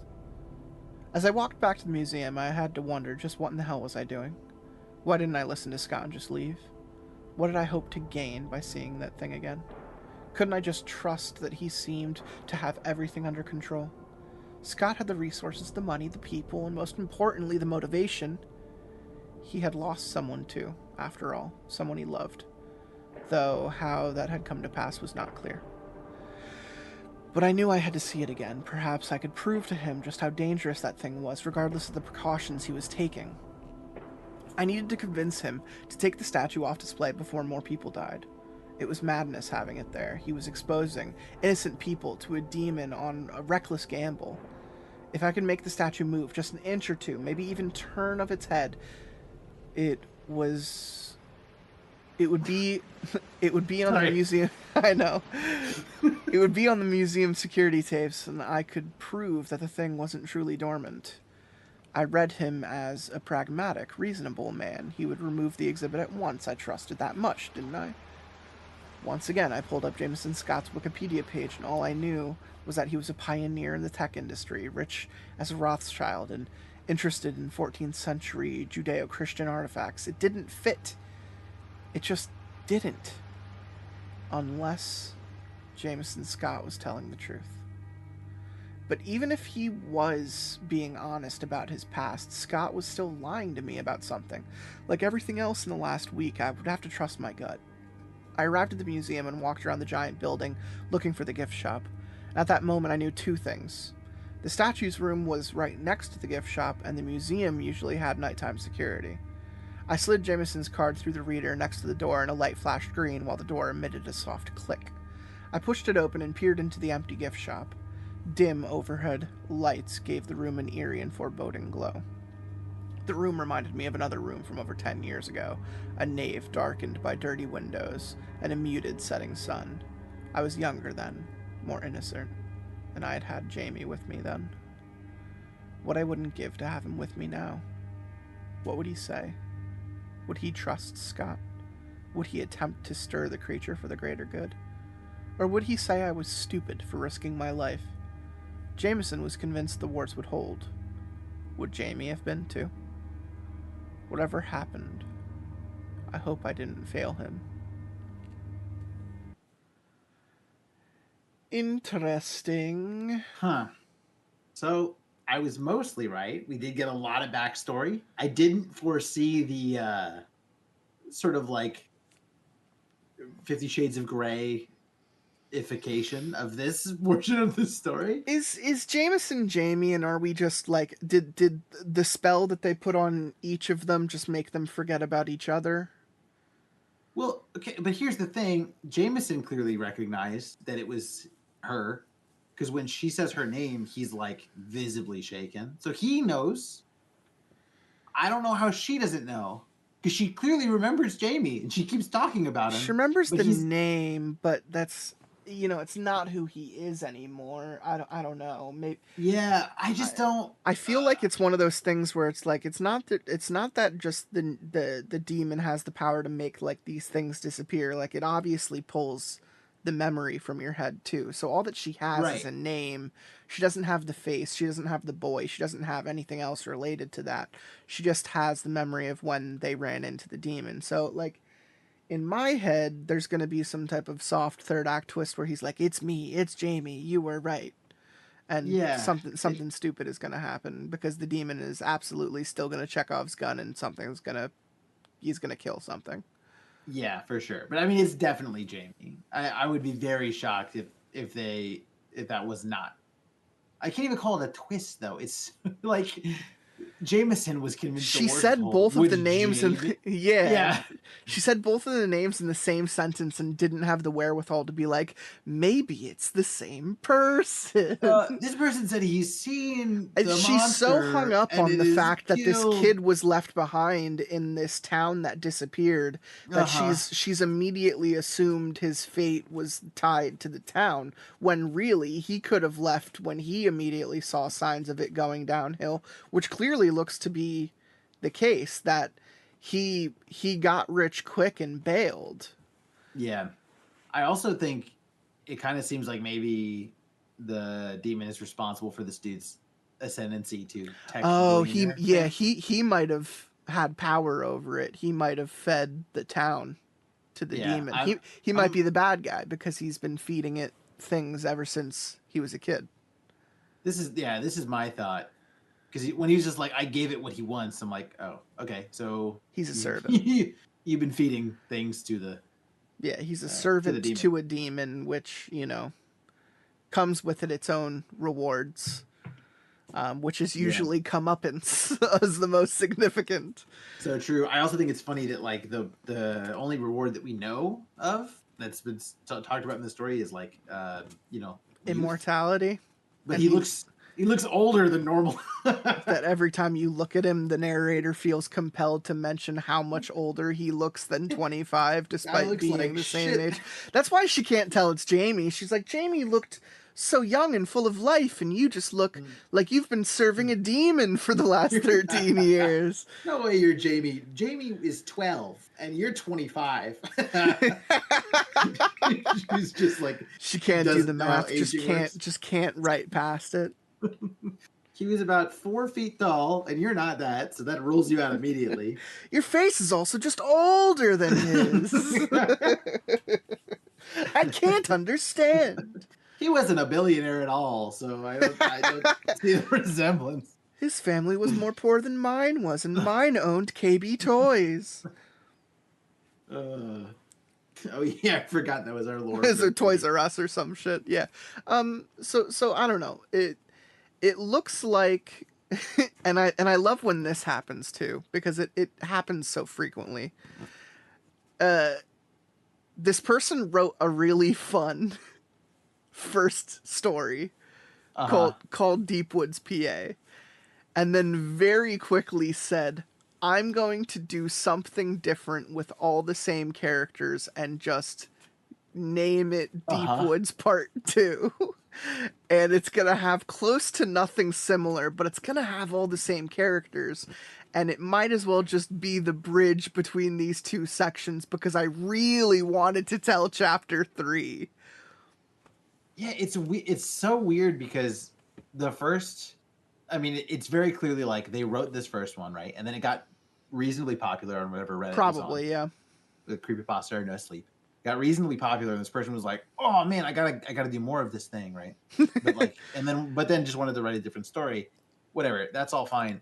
But the thing that kills me is the first chunk is recognizably a short story. Like it's got characters and an arc, and it's this got a second beginning chunk is and an very end. much exposition bridge to chapter 3, the actual story that the person wanted to make the sequel between parts 1 and parts Yeah, 2. it's weird. Like the second part just reads like a chapter in a chapter book, but it's 3 parts. These are like, separate stories. they should You be can't 3. pick up story number 2 and have any fucking clue about what was going on if you hadn't read story 1, which I mean it is the case for anything that is a sequel to an original, but there should still be some type of rising action and some type of plot that moves in a certain direction. And really it's just, I wandered around until I found the demon again, and there's a guy named Jameson instead of my friend Jamie, the end. Yeah, I really thought that we would at least see some death. Or like, some like We're being really blue-balled on the death toll. absolutely. We're also confirmed that he just makes people fucking disappear. Like, he said like a literal form of eat, but I don't think it's literal at all. I think it's very metaphorical. Yeah. I think the person dies and then like literally evaporates. like you said, the Thanos snap, which I Yeah, like they disliked get when you said it, and I dislike well, saying it now. I mean, yeah, they're getting annihilated. Like they're like getting Annihilated. Yes. annihilated. They're getting obliterated. They're getting destroyed. No one's done it better than Metar I. Tremendous guy. Sorry. I got a new Great statue. It's a guy. beautiful statue. I named it Grimbo. Grimbo the statue. Come check it out. It's a beautiful statue, 20 feet tall. Thought it was 12 feet tall. It's actually 20 feet tall. It's a beautiful statue. My wife loves it. My daughter, my kids love it. Everyone loves Grimbus. Everyone comes by to see Grimbus. It's a wonderful, beautiful statue. Do we think he's grown? Do you think him eating? I can't imagine. I do. Right? I do. I So- actually, that was one of the first assumptions I made, is that it's grown literally because it's grown in power figuratively. This is. I said this the last episode, and I'm sure as shit it is happening right now. Yeah. The moment these writers decide that all they want to do is exposit, they're not like competent enough. You said it literally before we started reading. They're not competent enough draftsmen to do it in a way that doesn't make me go, well, wait, hold on, this is stupid. Because now Yes. I have a bunch of like just questions about like the mechanics of this The thing literal aspects of it. that I didn't have before. Like, okay, and this is stupid, but it's just the way that I'm thinking about it. He was 12 feet tall, roughly, in the first story, and now he's 20 feet tall.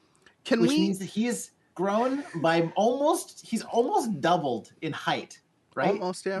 But we also get a story about how he was eating entire civilizations in the past. Yeah, presumably. And I'm supposed to believe that just like wiping out a few north central PA towns has caused him to double in power.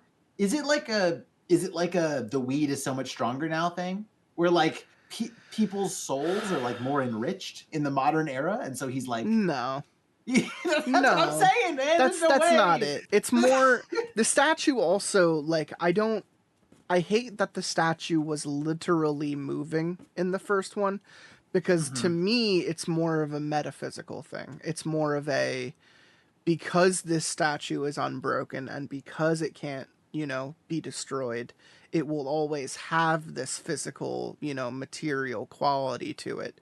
But at the very same time, we don't know the timeline to know if he existed as like a fucking handheld fucking necklace at one point. Like, we don't know the creation of this deity or where it came from. The 13 years it's taken for it to grow 8 feet, even in a haunched position. I don't. It probably just shows how much it's been fed, because who knows how long it's been in that basement for? In Deepwoods, could have been there for 100 some years. Could have grown smaller in size for not having eaten. There's okay, on the maybe it same shrinks. maybe on the same wavelength, the tulpa effect of the more belief something is given, the stronger it becomes, the less. So here's where I'm sticking, and here's where you need to follow me. Okay. Where's the buddy road trip sequence between Jameson Scott and the truck and Grimbus going all around PA, doing the circuit, eating all of the cities, being loaded in and out of a warded truck so that it could consume during the nighttime and then come do Betty buys next to Jameson at night to make it all the way to Lannenberg from what originally was Deepwoods, PA, or wherever the fuck the state was holding it. Because let's also not really unbox that or open that whole can of worms with the state found it and didn't try to do anything with it and probably just stuck it in like a warehouse where it belongs, frankly.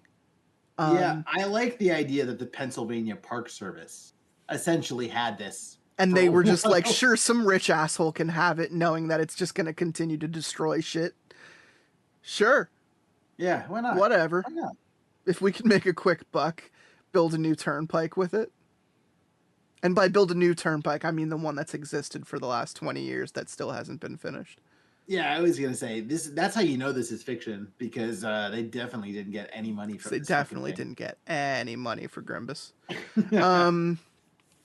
Yeah, Grimblemus, he's a funny fella, and I can't help but think that there's really funny chapters in between these chapters of the story that we're not hearing right now about the technical aspects that I'm really interested in but don't want to get into. Absolutely. Have you ever watched The Ballad of Buster Scruggs? Yes, I have. The one vignette in that movie that is the guy who plays Dudley in Harry Potter. He's got no arms and no legs. Yes. Yeah. And Liam Neeson is ferrying him around as basically like a little traveling act. He does a bunch of monologues. That when you were talking about him ferrying Grimbus, all over PA and just like loading him on the cart, taking him around. That's how I picture their relationship. Giving everyone the story of Grimbus.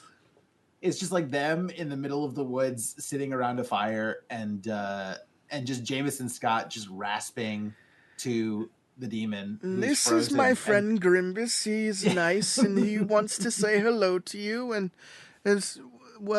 I realize that all I have here in front of me a collection of raccoons and squirrels, but surely they have names, Grimbus, and you could consume them. We can name them right now if you like.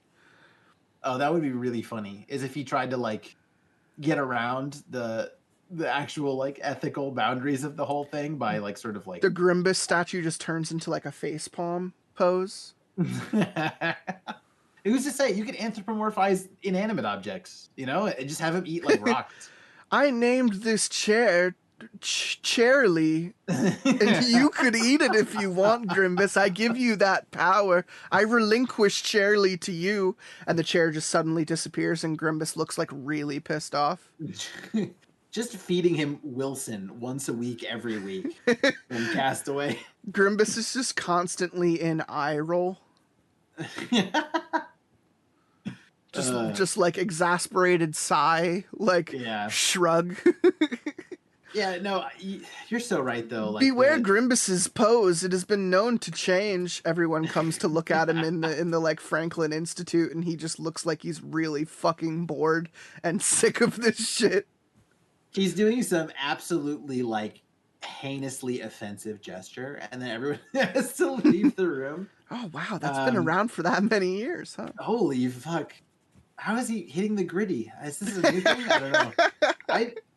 Yeah, you're so right though. They thought it would be cool to write a story that explores the backstory, but you could have written any one of the little bits of the intervening years and still gotten some of that backstory in, and it would have been a story instead of just two people arguing. This is also just following we were already talking about Hollywood and its shitty tropes earlier, right? Mm-hmm. This is also just following the terrible legacy sequel roadmap, which is something bad happened to me when I'm a kid, and now I'm older and I'm grittier and I learned from it, and now I'm gonna go back and I'm gonna find it. And when I do, I'm not gonna have a plan, because that would be smart, to imagine that I've taken all this time over these 13 years to have a plan about what I'm gonna do when I find it. I think it's really funny that the central argument is just the sigils will hold. No, they won't. The sigils will hold. No, they won't. Okay, how am I supposed to feel as the reader? I don't fucking know. Will they hold? Won't they? As the narrator, it's almost like a bad game of like Old Maid. Like, she doesn't know. Why would she know? Right. I don't know why she's so sure of it, and I don't know why. It was in a basement. You were the one who opened the door. I'm pretty sure it'll hold. Why are you playing this game? Yeah, I just don't. It's like two people. It's like two little kids on the playground saying that their dad can beat up the other person's dad. Quite and I'm literally. like, I actually haven't seen either of your dads. I cannot know whether this is true or not. Both of their dads is just a pissed off looking statue. I need you both to stop talking. Yeah, both of their dads is GRIMBUS. I don't know. It's the type of thing where I'm happy that we read it, and I get joy from reading things as they go like downhill in a direction I didn't want them to go in. There's a very like mustache twirling aspect of me when on this show that turns into like a 50s, Machiavelli villain, where I'm just like sitting here going, yeah, and then the demon is gonna fucking move in the next chapter and touch someone. and I'm just looking forward to it, because it's not what I want. It's not what the story deserves, but it's absolutely where we're headed. Oh, for sure. With how good and how restrained, and you said it at the beginning, with how restrained part 1 was. Part 2 is the unhinged sequel exposition that no one asked for. I assumed we would get the name. I did not assume we would get the name 12 times a page. I didn't expect someone to monologue. I really didn't expect, but I kind of... A literal history. The thing that I need out of chapter 3... It's an approximate history at best. If nothing else is going to happen in chapter 3, the thing that I need is for the statue. I need GRIMBUS to speak. Oh, I don't think it's going to speak. I think it's going to move. I don't think it's going to speak. It didn't speak before.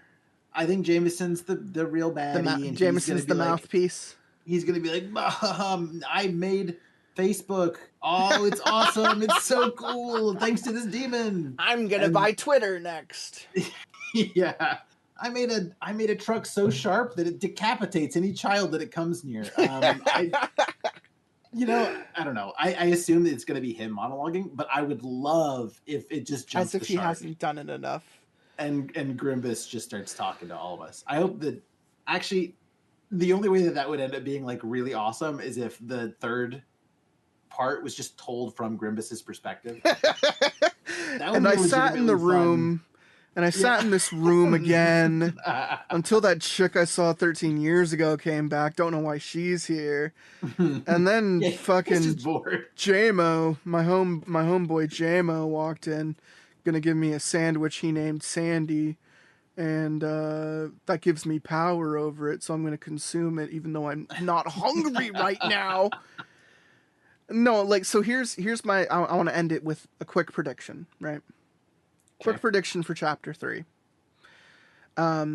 We're main dude, Jameson, he knows that the key card was lifted, or maybe the bodyguard does. They're going to catch her going into the room, but the wards aren't going to hold because it's going to be proven.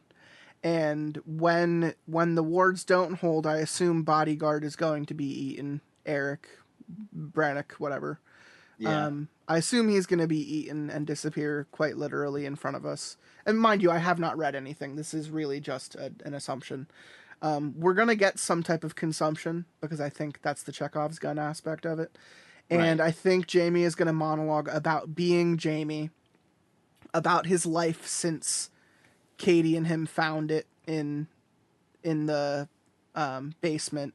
And how you left me to die, and how he didn't necessarily lie about the state letting him have it, but he wrote it off as his wealth began to grow because of his agreement with this demon over the last couple years. So it's not so much as the state had it and he found it, it's that it's the only recollection of what he has from his original life. So it's the only thing that makes sense now.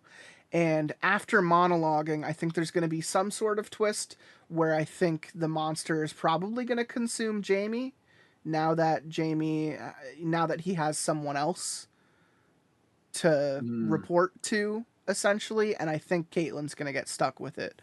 And I don't think we're gonna get stuck with any sort of conclusion where the statue can be destroyed. I just think this is all to tell the tale about how this statue came back for Caitlyn and how she ended up worse off than being like erased from history. She became the new servant. Okay, so you think it'll just get worse? Yeah, for everyone involved, pretty much. Yeah, I think that's the better ending compared to the one that I think is going to happen, which is that I think basically everything you said will happen, but she will find a way to seal or destroy it. I do think I hate that. bodyguard's fucking dead. I think Jamie's fucking dead. And I think it would be a good story if both the bodyguard and Jamie died, especially after expositing how he's fed Grimbus. Yeah. For 13 fucking years. Yeah, that's what I expect, but I do think she's going to come out of it having triumphed because she is sarcastic and she sits in the back, so she knows what's going on. she sees it all happen from back here. She's watching it all. And she knows what can happen from back here. She knows those wards ain't gonna hold, not strong enough. She saw that right away. I don't know how she knows anything about wards. If she learned anything from civil rights, it's that Rosa Parks had the best view of what was going down. Yeah, I just don't have the faith that you have. Metaraxis was the bus driver. So his head's like shooting through the top of the bus. It doesn't have to ever like do that thing where it like lowers down for handicap accessible people because the bus is so fucking weighed down from 10 tons of granite. Just dragging. Oh. I mean, I love this and I hate this, and I have to bring it all back to this. This is a Coppola flick now. Yep. If you don't have a conception for how the story should have been to begin with, as like a multi-part story, do not. I'm just looking at part 1, like, look at how they massacred my boy.